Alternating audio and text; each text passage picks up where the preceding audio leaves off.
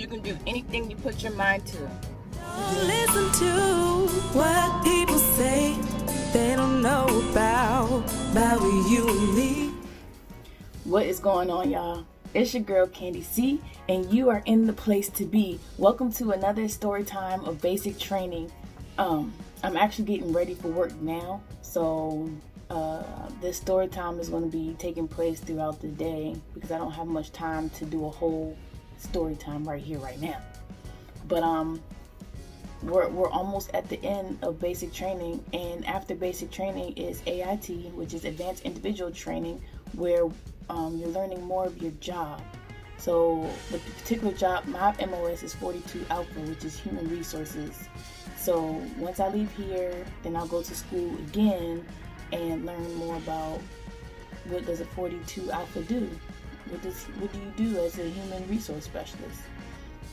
But this journal entry, it says 9 more days. So like now the countdown is real.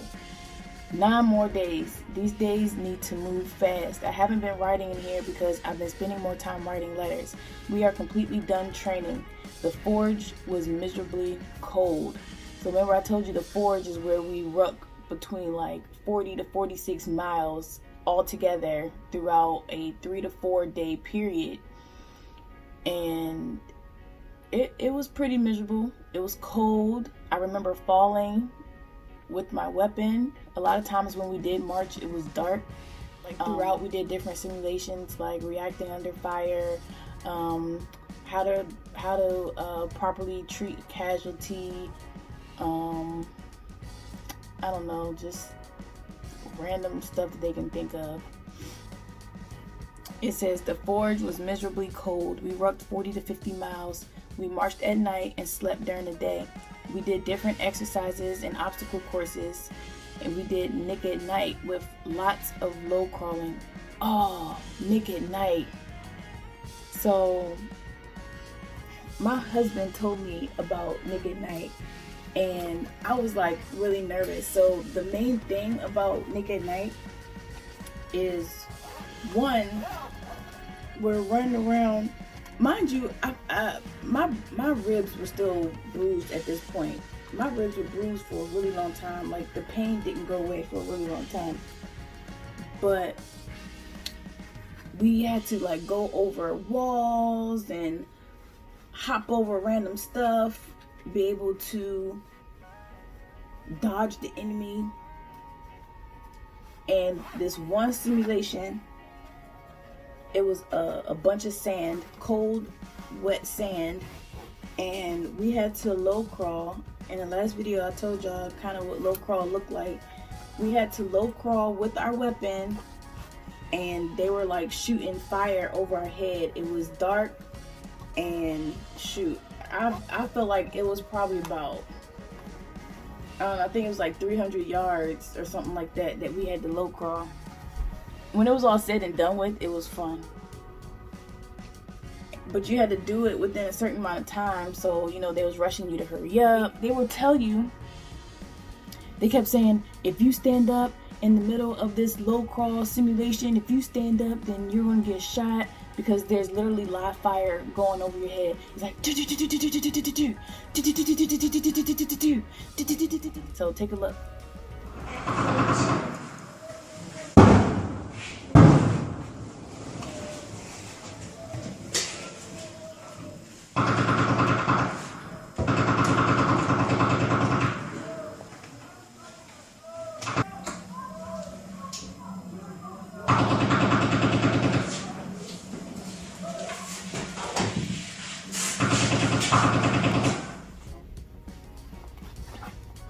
It was crazy. We ate hot chow for breakfast and dinner and MREs for lunch. So hot chow is pretty much they cater food from the DFAC and they bring it to the field. So for breakfast and dinner, we were able to have a hot meal, and then for lunch we had to eat MREs, which was not bad. The last day of the forge, we were up for 18 hours and ended up at Hilton Field at 4 a.m. That was just our ending point. So we ended up at this big field at 4 a.m. We did a beret ceremony, which pretty much says, you know, you made it this far, you completed all the training, because this was the very last thing. So once you got to that field, it was like, mama, I made it. So it was kind of emotional. They had the drill sergeants come through and put a different type of patch on your shoulder saying good job, pretty much. And we did a lot of waiting because we got to the field at 4 a.m. They didn't do the ceremony until 6 a.m. We were supposed to walk back to the barracks, but let me tell you, these white buses pulled up. Everybody was so happy because we were so tired. We were exhausted. Our bodies were hurting. And we just felt like we had no energy to keep walking. So them buses pulled up and we were like when you see a white bus, it's like one of the happiest moments. I fell asleep on that bus for that 20-minute ride and it felt great. So we officially became soldiers. We also did combatives, and I went up against this one girl who was pretty strong. My ribs were hurting. I didn't want to do it, but everybody was all cheering me on. I went against 2 people and I pushed through because I don't like failing.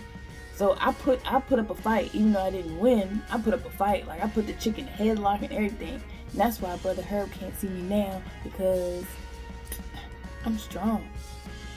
And I will wrestle him and I will win. So it says, for the most part, all the females get along here. Arguments here and there, but it's cool. Of course, I passed my PT test. Some people didn't and they got recycled. They ain't playing. If you don't pass that last PT test, deuces. One female has to take her test over again. Hopefully she passes because she did the forge already. And that sucks. Like, you made it this far, completed the forge, and you still have to pass a PT test. This week is duty week for our platoon, and it's recovery week. We turn in a lot of our gear, and we're going to turn in our weapons. We purchase our pictures and shirts, etc. We have a concert/pizza party coming up. Oh yeah, so they allowed us to go to this little concert. I don't even know who was singing. We didn't care. All we knew is pizza party, concession stands, concert, let's go. We danced, we had fun, we ate pizza, we ate candy. That pizza was cold, but it tastes good. Monday we're going to do a battalion run, which will be 3 miles. Being here, I expected to lose weight, and I don't feel like I lost anything. All the running and exercise did nothing for me. Hopefully through AIT I lose more. Jeff said that in pictures I look smaller, but I don't feel smaller. I try to eat healthy at the DFAC and not overeat. I don't do as much bread as everyone else. Other people eat peanut butter and jelly at each chow time. Oh my gosh. I didn't know people like peanut butter and jelly sandwiches so much. Or maybe it's because that's just what they're used to. Like, oh, let me just eat a peanut butter and jelly sandwich. Because it's something that's, familiar. But I couldn't do it. I can't eat a peanut butter and jelly sandwich during breakfast, lunch, and dinner. Like, give me a variety. Give me some. I told you I don't like the same stuff. I need change. I'm surprised I've been married this long. I like change, but I also like consistency. Family Day is November 7th, and I can't wait. I may go home during the weekend. I miss home. I'm sure Jeff is making it look nice for me. Since being here at Basic, I appreciate him so much. He's at home dealing with schoolwork, the house, the kids, etc. He still makes time to write me letters and send me packages. He sent me stuff I need as a soldier, like weapons cleaning kit, 550 cord, headlamps, red lights, cadences, etc. I love him so much, and I can't wait to see him and hug him. I do have to give it to my husband because he did hold the house down. And, at this point, I'm just hoping that things are in order when I get home. Like, I guess, nobody died, nobody got hurt. So, I guess that was successful, huh? You know what's crazy? In basic training, we literally had like 3 minutes to get dressed. I could take a shower and get dressed so fast. But you're supposed to take your showers at night. They don't want nobody taking showers in the morning. but I would take showers and get dressed so fast. So, you know what? This far along in basic training, where, you know, we completed the training and, you know, everybody's excited, everybody's going home. There's some sad moments to it, because now that I'm actually in the real army, kind of, and, you know, training is over, it's starting to make me appreciate the training. I actually miss basic training. Like, I miss being pushed hard. I miss working out every single day. I miss getting smoked. The people, the drill sergeants were cool. I ain't had no problems with nobody. But at the same time, I feel like we were kind of brainwashed, and I feel like we were robots. Like, when you go through training, you don't really have much time to think about stuff, and you're just like being a puppet, doing everything they tell you to do, how they tell you to do it, where to do it, when to do it. You're a robot. Hold on. I have to scan my ID.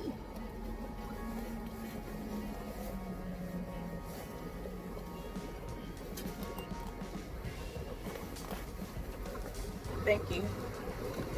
I enjoyed shooting at the range. I'm trying to think back and reminisce on the parts that I actually enjoyed. I enjoyed throwing the grenades, even though I could not throw. So you have to throw the grenades a certain distance, and for some reason my throwing skills are off. Like, I did not meet that. I really enjoyed rappelling off the wall. Like, when I did it, I asked the drill sergeants, I was like, can I do that again? That was fun. A part of me wishes it was higher, even though I'm low-key afraid of heights. And that's another thing. In basic training, you don't have much time to be afraid of something. Like, you're afraid of heights? Oh well, get over it. Let's go. Because during the Victory Tower, there were people that were like, had tears in their eyes because they didn't want to go up that high and rappel down. But, you know, you just got to pull the cords a little bit, make sure they're good. And when I went up there, I asked the drill sergeant, I was like, look, are you sure these cords are good? And he was like, yeah, Grandma, let's go. And, you know, they'll play around with you and joke around with you. They're human, too. So a lot of people are scared of these drill sergeants. They're human. They have soft sides. I would tell the drill sergeant all the time, I'm like, drill sergeant, you know you want to have a conversation with me right now. And he's like, go away. I'm like, drill sergeant, you know, like, you know, we cool. And they can't help but to, you know, crack a smile every now and then and talk to you. And I will always be like, good morning, drill sergeant. He's like, what are you saying good morning to me for? I'm like, because it's a good morning. How are you? And he's like, shut up and get in formation.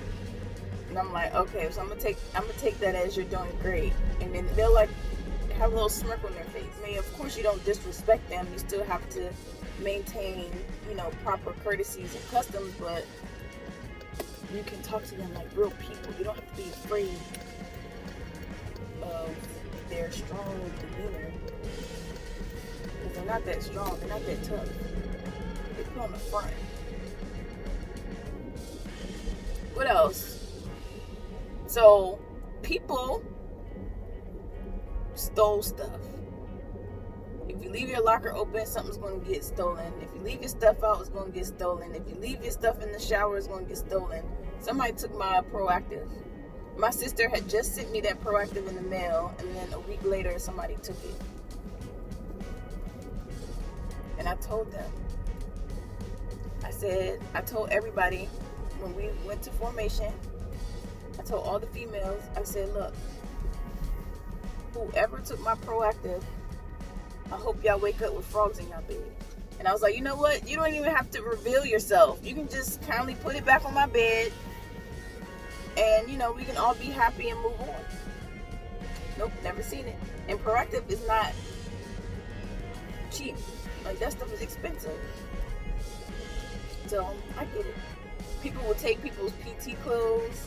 They'd be like, okay, how you all of a sudden got 4 shirts and everybody got 3? Oh, I bought an extra shirt. Yeah, okay. They give you 3 sets of PT clothes, and you're supposed to wear PTs every day, Monday through Sunday. What am I doing with 3 sets? So I had my husband send me extra. So I'm actually guilty of this. People look at basic training like, oh, I can't do it because I can't even do 10 push-ups, or I can't do it because I'm not an active person. Did y'all know,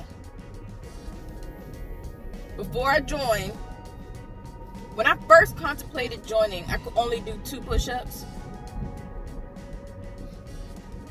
I had to work on it. It was something I had to work on every day. Every day I did about 5 push-ups. Then, the next week I'll increase it to 7. Next week I'll increase it to 10. Like, it's something that you have to work on.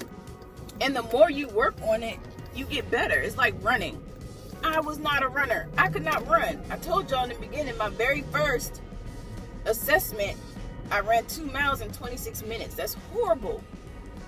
But I was determined to get better, so I ran more. I ran harder. I controlled my breathing, things like that. So don't say that you can't do something because you don't have the experience, or you're not strong enough, or you don't have this, you don't have that. No, you work on it and you make it work for you if that's something you want to do. And that's anything in life, not just basic training. So I'm not going to sit here and be like, oh, I can't publish this book because I don't know nothing about publishing a book. We do that all the time. We are all guilty of that. I'm currently going through that struggle right now with myself. Oh, I can't do this because whatever. I doubt myself before even giving myself a chance to take on that task. You can do anything you put your mind to. So thanks for rocking with your girl, CandyC. And I'm going to see you next time. Bye. We paper chasing, yeah, we own that. We riding out